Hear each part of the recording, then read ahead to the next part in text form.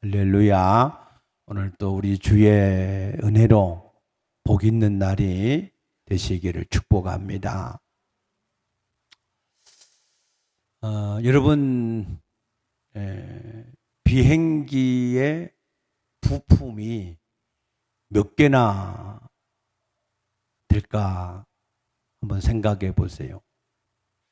보통 자동차에 들어가는 부품은 한 2만 개에서 많게는 4, 5만 개까지도 들어간다고 합니다.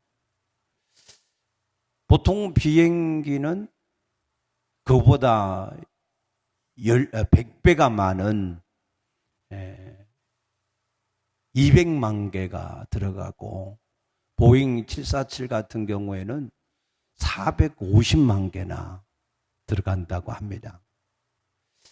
이 모든 부품들이 여기저기 제자리에 결합이 되어져서, 그래서 시동을 켜면 시동이 걸어지고 그 비행기가 하늘을 나르는 이러한 비행을 하게 되려고 하면 그냥 아무렇게나 이 부품들이 조합이 돼서는 불가능한 일이겠지요.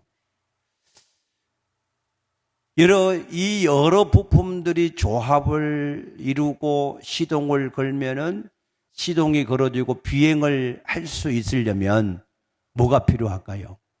아주 정밀한 설계도가 필요한 줄로 믿습니다. 설계도가 없이는 그러한 일이 가능할 수가 없습니다. 설계도가 있다고 하는 것은 무슨 얘기예요? 설계자가 있다는 얘기고, 설계자는 아무렇게나 설계하지 않고 그것이 어떤 기능을 가지고 존재할 수 있는 그런 목적을 가지고 설계를 하는 줄로 믿습니다. 우리 교회도 작은 건물인 것 같지만 이 건물이 세워지는 데에 아주 정밀한 그러한 설계를 통해서 건축이 되었습니다. 여러분이 지금 보시는 이 본당 천장을 보시면 가운데 뭐가 없어요? 기둥이 없잖아, 그죠? 근데 이 천정이 기둥이 없이 저렇게 공사를 하려고 그러면은 우리 교회의 건축은 철근 콘크리트 공법으로 건축이 되었는데, 그런데 보통 건축 자재로 나오는 철근의 길이가 약 8m예요. 길게 나오는 게 12m까지 나옵니다. 그러면 요 끝에서 여기 끝까지 이게 길이가 이게 22m가 넘습니다. 근데 철근을 하나로 이렇게 이게 해서 이게 콘크리트를 이렇게 하면 그래도 어느 정도 이게 인장력이 있어서 하중을 잘 견디겠지만 12m밖에, 아무리 길어도 12m밖에 안 나오기 때문에, 그래서 이 천정을 이게 할 때 굉장히 걱정을 많이 했습니다. 혹시 이 천정이 이게 하중을 견디지 못하고 이게 무너지면 어떻게 할까 걱정을 많이 했습니다. 그래서 이 천정 공사할 때에 내가 일일이 이 철근의 두께를 제대로 가지고 왔는지, 제대로 된 철근의 강도 있는 걸 가지고 왔는지, 그 철근 엮는 일들을 할 때 굉장히 꼼꼼하게 눈을 정말로 부릅뜨고 제대로 하는지 살피고, 더 많이 철근을 넣게 하고 더 많이 이렇게 한쪽을 굽어진 데를 이렇게 더 깊게 옆에다가 이렇게 세우는 거를 더 깊게 이렇게 세우게 하고, 그래 신경을 많이 썼어요. 그리고 나서도 이 천장을 이렇게 세워놓고 밑에다가 기둥을 대놓고 이걸 빨리 떼내야 다른 공사를 할 수 있는데, 근데 이 공사한 사람들이 이걸 떼지를 못해요. 무너질까 봐서. 그래서 설계자한테 물어봐라. 이게 떼내도 되는지. 이 설계한 사람은 이게 이 모든 하중 같은 걸 다 계산해서 그 설계를 하거든요. 근데 설계한 사람도 이게 책임을 안 지려고 확실하게 대답을 안 해줘요. 그래서 내가 무조건 떼어내라. 그래가지고 이거 50일 만인가 이거 이 천장을 이 밑에 받침대를 떼어냈어요. 안 그러면은 공사가 더 이상 지체가 돼가지고 안 되니까. 근데 여러분 혹시 무너질까 걱정할 필요가 없어요. 그래서 이거 아주 여기 위에가 지금 보이지 않지만 바둑판처럼 짜져 있어요. 사방으로. 그래서 촘촘하게 이렇게 이 무너지지 않도록 잘 했고, 이 콘크리트는 세월이 지나면 지날수록 이거는 더 견고해져요. 콘크리트는 100년 동안이나 이게 굳어진대요. 그러니까 벌써 건축을 해서 처음에 안 무너졌으니까 가면 갈수록 무너지지 않고 이게 안전할 테니까 걱정은 하지 마시기 바랍니다. 어떤 분은 또 요거 이게 이 십자가 저 나무가 떨어질까 봐서 가운데는 또 안 앉는다고 그러는데, 가운데 앉은 사람은 믿음이 대단하신 분입니다. 근데 그것도 걱정하실 필요가 없어. 저거 다 일일이 다 나사로 조여가지고 다 이게 또 본드 붙여서 다 해놓은 거기 때문에, 그래서 절대 떨어질 염려가 없을 테니까 걱정 안 하셔도 됩니다. 이처럼 모든 이 일들이 하나 이루어지려고 하면은 그냥 이루어질 수가 없어요. 대충 해서는 안 됩니다. 거기에 반드시 그러한 어떤 기능을 가지고 어떤 목적을 가지고 존재를 하려고 그러면 거기에 맞는 아주 상세한 그러한 설계도가 있어야 되는 것이고, 그러한 설계도를 만들려고 그러면 뛰어난 지혜를 가진 설계자가 있어야 된다는 말씀입니다. 그런데 우리 지구가 속해 있는 은하계, 이 은하계의 별들이 몇 개나 될 것 같아요? 이게 자그만치 4천억 개야. 4천억 개. 4천 개가 아니고 4천억 개란 말이에요. 그 정도로 수없이 많은 우리가 은하계 속에 이게 우리가 하나의 지구로 살고 있습니다. 그러니 하나님께서 이 모든 우주를 설계하시고 그 설계한 그 모든 이 목적을 가지시고 그 모든 일을 이루어 가시는데, 특별히 이 지구촌에는 하나님의 형상과 모양을 닮은 그러한 하나님의 자녀들이 살고 있으니 이 지구촌에 대한 하나님의 관심이 얼마나 많이 있겠습니까?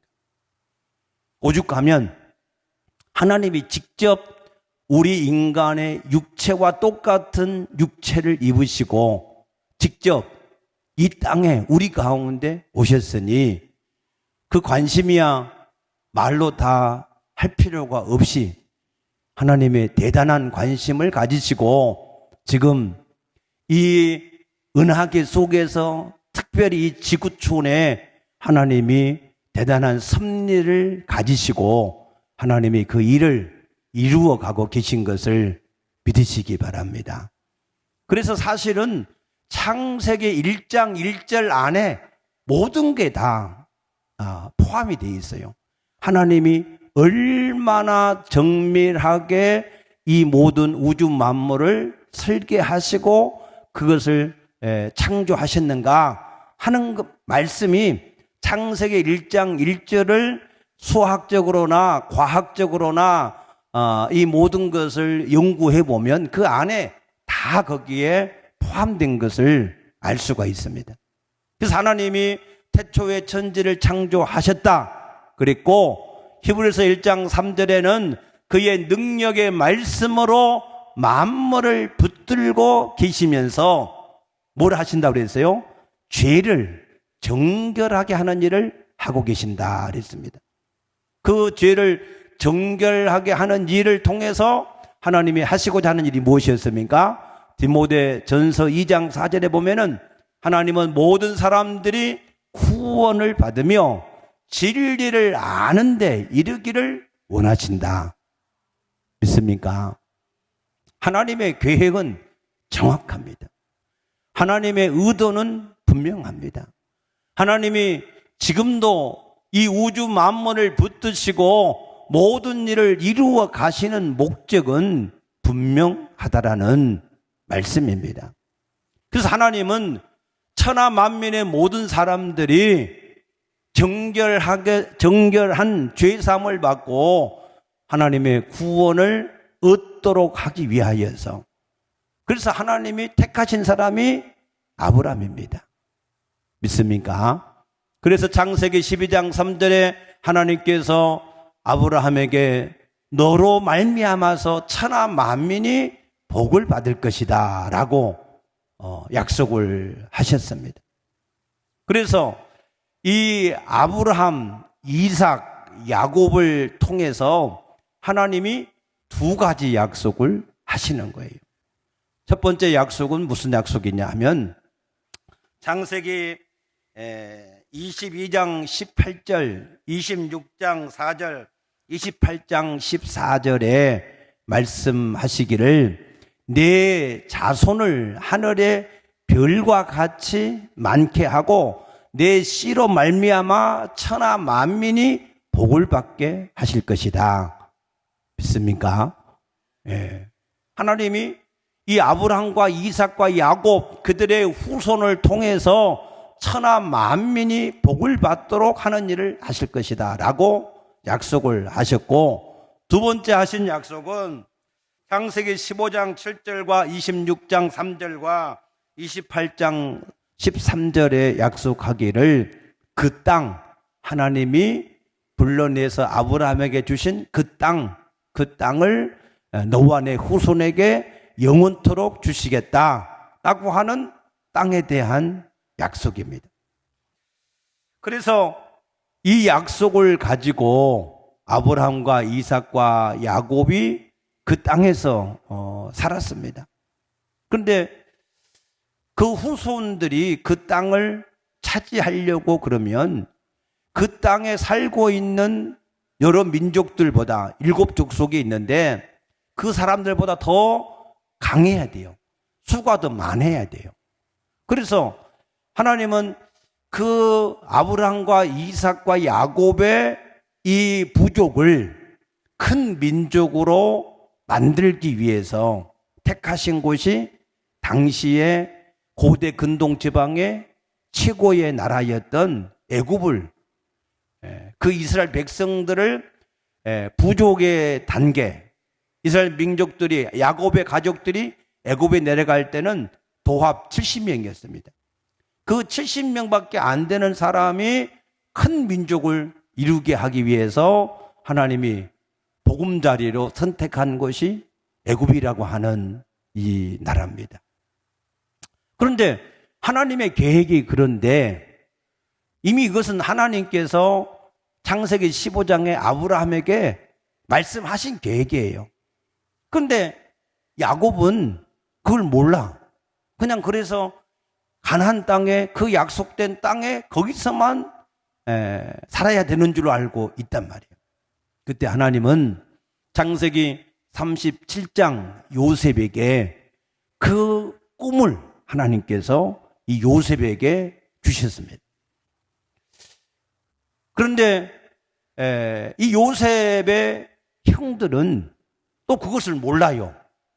그래서 괜히 아버지가 이 요셉만 사랑한다고 시기하고, 또 요셉이 형들의 잘못을 고자질하고, 또 요셉이 꿈을 꾸고 막 자랑을 하고 그러니까 괜히 마음에 시기심만 생겨가지고 이 요셉을 죽이기 위해서 구덩이에 던져버렸다가, 그래서 차마 형제니까 죽이지 못하고 다시 꺼내서 미디안 상인들한테 팔아버렸습니다. 하나님께서 하나님의 일을 이루어 가시는데 그 하나님의 계획을 알지 못하고 육신적인 자기의 생각에 붙잡혀서 그렇게 살아가는 이 요셉의 형들, 그들의 삶이 어떻게 되었습니까? 그들은 아버지를 크게 근심하게 만들었고, 또 나중에는 요셉이 애굽의 총리가 된 것을 알고 두려워하고 한탄을 하고, 또 아버지가 죽고 나니까 혹시 이 요셉이 자기들이 행한 악을 자기들한테 도로 갚지 않을까 하는 두려움 때문에 요셉이 주는 땅에서 먹고 요셉이 주는 모든 물질의 풍성함을 누리고 살면서도 늘 마음에 이게 이 눌리는 불안, 두려움, 이런 것이 항상 있었습니다. 우리가 우리 육체를 따라서 계속해서 살아가게 되면 뭔가 다 있는 것 같고 평안한 것 같고 모든 게 다 잘 되는 것 같은데, 그래도 그 마음에 항상 두려움이 있어요. 항상 뭔가 불안합니다. 뭔가 이런 이 잘못된 일이 생기지 않을까라고 하는 염려가 항상 있게 되는 것입니다. 그러나 요셉은 자기 안에 계신 그 하나님을 따라가면서 살아가니까 형들이 자기를 죽이려고 하다가 팔아버려도, 또 보디발의 아내가 억울하게 고변을 해서 억울하게 감옥에 갇혀도, 또 그 감옥 안에서 술 맡은 관원장이 자기가 베풀어준 은혜를 잊어버려도, 그래도 요셉은 전혀 원망도 없고 타다는 것도 없고 염려하는 것도 없습니다. 우리가 하나님의 성령을 따라서 살아가면 그 모든 삶에 우리가 평안하고 우리가 하나님의 주시는 은혜 속에서 우리 모든 삶이 형통하게 이루어지게 되는 것을 믿으시기 바랍니다. 그래서 우리 그리스도인들은 겉으로는 다 똑같은 그리스도인인 것 같지만 실상은 다릅니다.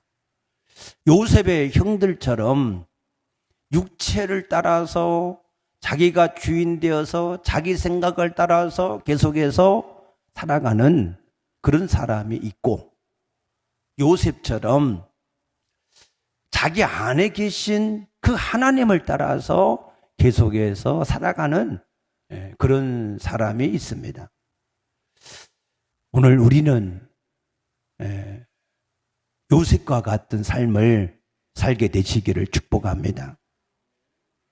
오늘 본문에서도 예수님이 부활하시고 승천을 하시기 전까지 이 땅에 40일 동안 계시면서 하신 일에 대해서 말씀하셨습니다. 첫째는 예수님이 계속해서 뭘 말씀하셨어요? 3절에 보면 그가 고난받으신 후에 또한 그들에게 확실한 많은 증거로 친히 살아계심을 나타내사, 예수님이 친히 살아계신 부활에 대해서 계속해서 그들에게 증거를 그들에게 주시면서 말씀하셨습니다.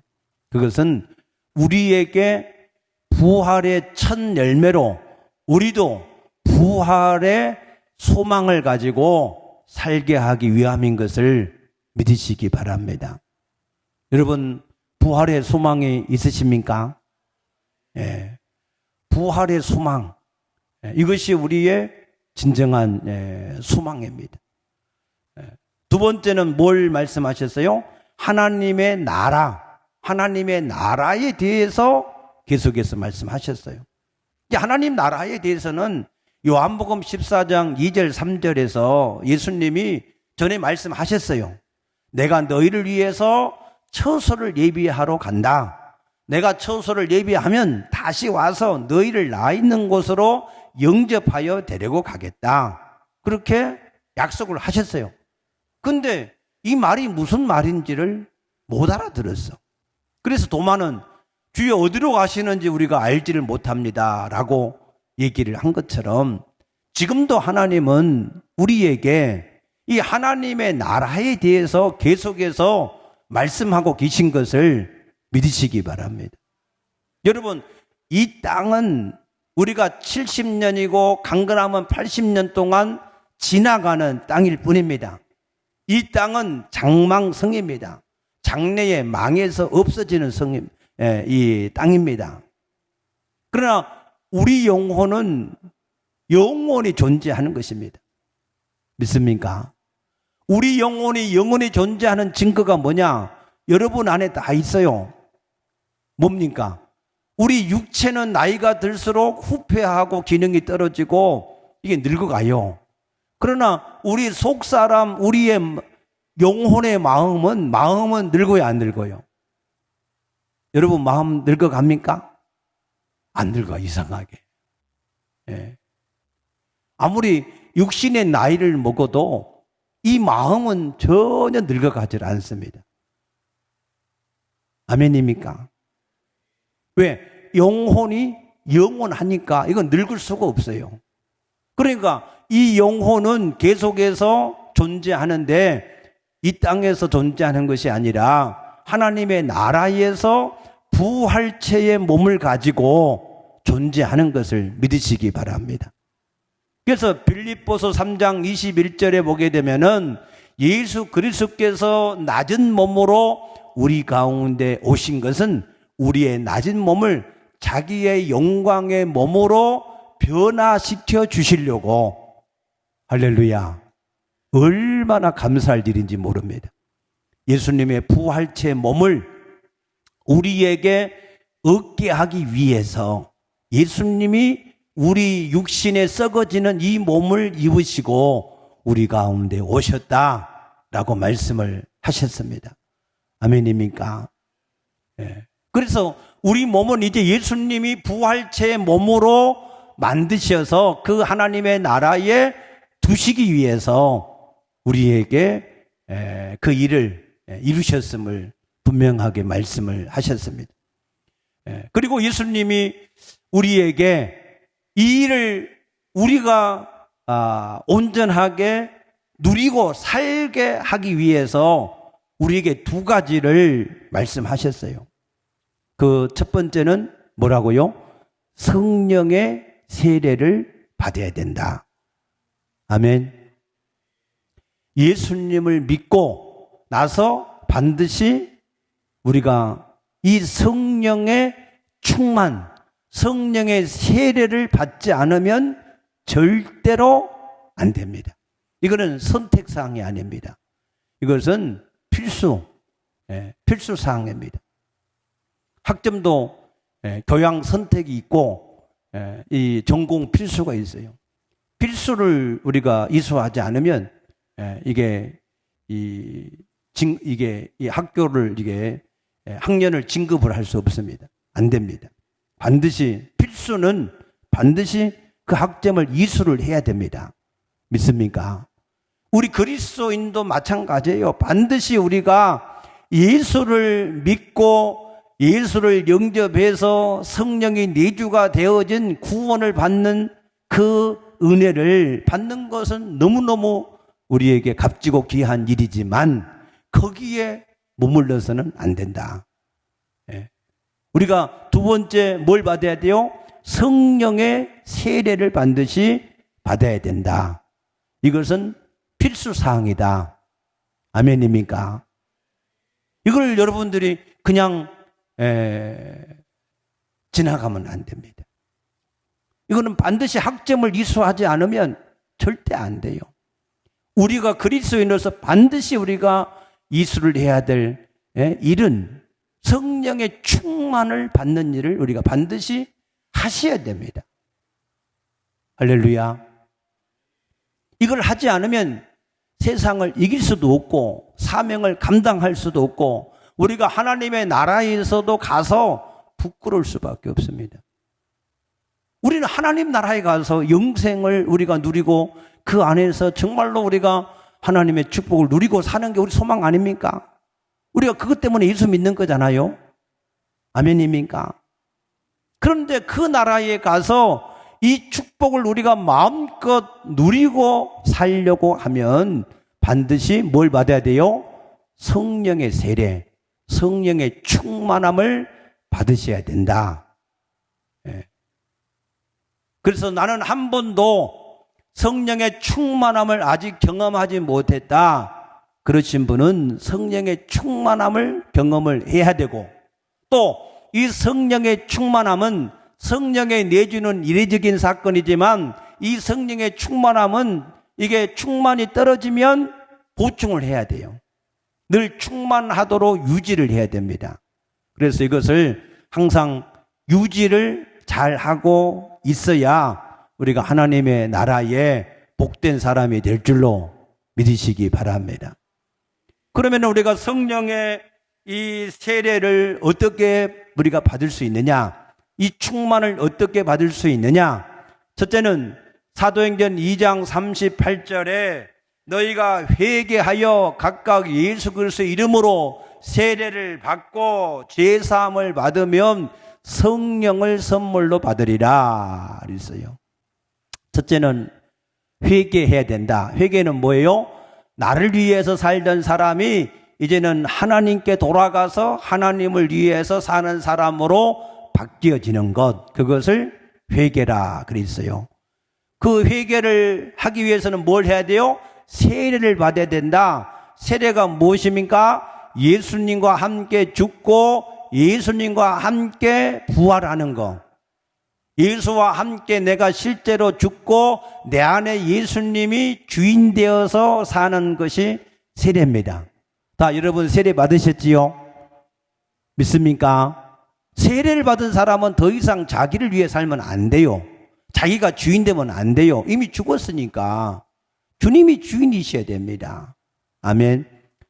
그렇게 해서 죄 사함을 받으면 하나님이 성령을 선물로 그에게 주신다 그랬어요. 그래서 예수님이 우리에게 성령으로 친히 내주하셔서 우리의 주인이 되시는 줄로 믿습니다. 두 번째 성령의 세례를 받으려면 어떻게 되느냐? 에스겔서 3장 3절에 이 말씀을 내 배에 채우고 창자에 채우라 그랬어요. 말씀을 배에 채우고 창자에 채워야 된다. 골로새서 3장 16절에도 그리스도의 말씀이 너희 속에 풍성하게 거하게 해야 된다 그랬어요. 말씀이 왜 성령의 충만이냐? 말씀은 요한복음 6장 63절에 내가 너에게 이런 말이 영이요 생명이다 그랬습니다. 믿습니까? 이 말씀이 우리 안에 들어오면 놀라운 일이 벌어져요. 히브리서 4장 12절에 하나님의 말씀은 살았고 운동력이 있어서 좌우의 날선 어떤 검보다도 예리해서 우리의 심령과 골수를 찔러서 쪼갠다 그랬어요. 시편 119편 130절에 보게 되면은 이 말씀을 열면 우둔한 마음을 빛이 비치어서 우둔한 마음을 깨닫게 하신다 그랬습니다. 말씀이 우리 안에 들어오게 되면 우리의 모든 죄를 토해내게 돼 있어요. 토해내게. 나는 귀신 들린 사람에게 아무것도 하지 않고 하나님의 말씀을 그냥 소리내서 읽게만 했는데 조금 있다가 그 귀신이 그 속에 견디지 못해가지고 우국거리면서 토해내는 것을 여러 번 봤습니다. 여러 번. 한 번이 아니라 여러 번 경험을 해봤어요. 여러분, 하나님의 말씀이 빛이 되어서 우리 안에 들어오시면 놀라운 일들이 생깁니다. 여러분들이 한번 경험해 보세요. 하루에 한 2시간만이라도 작정을 하고 하나님의 말씀을 여러분 속에 풍성하게 넣어보세요. 그러면 저절로 기도가 터져요. 저절로 회개가 터져요. 저절로 믿음이 생깁니다. 믿습니까? 그래서 이 하나님의 말씀이 우리 속에 풍성히 거하는 것이 성령의 충만입니다. 아멘. 또 누가복음 11장 13절에 너희가 하나님께 구하면 하나님께서 너희를 위하여서 성령을 주시리라 그랬습니다.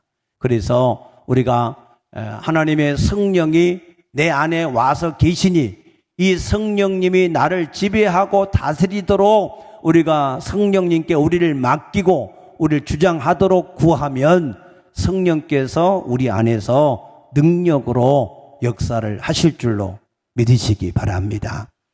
그러면은 성령의 충만을 받으면 뭐하냐? 성령 충만 받아서 뭐 할 것이냐? 잘못된 사람들은 성령의 충만을 받아가지고 괜히 은사나 자랑하고 자기의 영적인 것이나 자랑하고 그렇게 하는데 그건 잘못된 겁니다.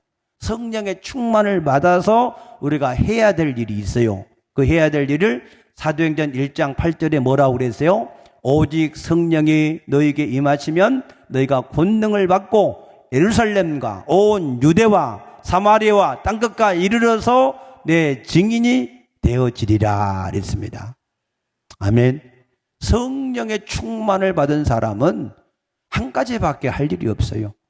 성령이 내 안에서 하시는 대로 따라서 사시면 됩니다. 내 안에 오신 성령님이 하시는 일은 딱 한 가지요. 예수를 증거하는 일. 어디에서?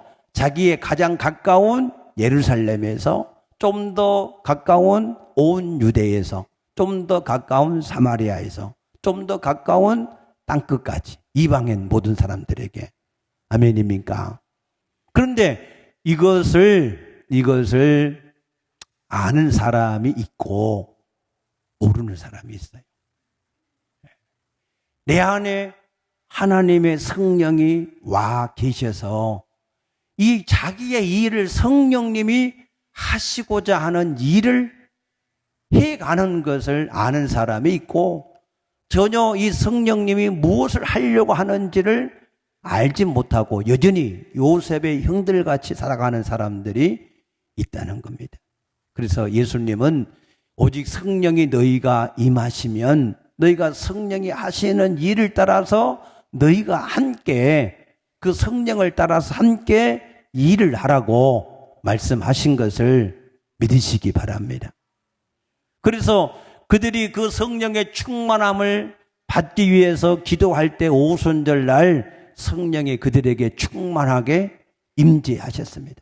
그럴 때 사도행전 2장 4절에 그들은 그 성령을 따라서 성령이 말하게 하심을 따라서 이제 말하기 시작했다 그랬습니다. 무슨 말이 있어요? 자기 자랑했습니까? 아니에요. 예수를 주와 그리스도로 증거한 줄로 믿습니다. 예. 그런데 이것을 알지 못하는 사람들, 사도행전 4장 1절에 보게 되면은 이 제사장들, 성전 맡은 자들, 이 사두개인들, 이 사람들은 하나님이 하시는 일을 못하게 막 가로막는 거예요. 예. 얼마나 하나님 앞에 큰 죄를 범하는 일이겠습니까? 또 사도행전 5장에 보게 되면은 아나니아, 삽비라 이 부부는 둘이 막 합심해서 이 성령이 하시는 일을 이거를 이 해방하고 이 대적하는 그러한 일을 하다가 하루아침에 두 사람이 다 혼이 떠나가는 그러한 불행한 일을 당하기도 했습니다. 이 스데반은 자기 안에 계신 그 성령을 따라서 말할 때 그걸 알지 못하는 사람들이 막 돌을 쳐서 스데반을 죽일 때 스데반의 얼굴이 고통스러웠습니까? 아니에요. 그 얼굴이 천사와 같이 빛나더라. 믿습니까? 성령을 따라서 살면 그 심령이 천사와 같이 기쁨이 넘치고 즐거움이 넘치는 줄로 믿습니다.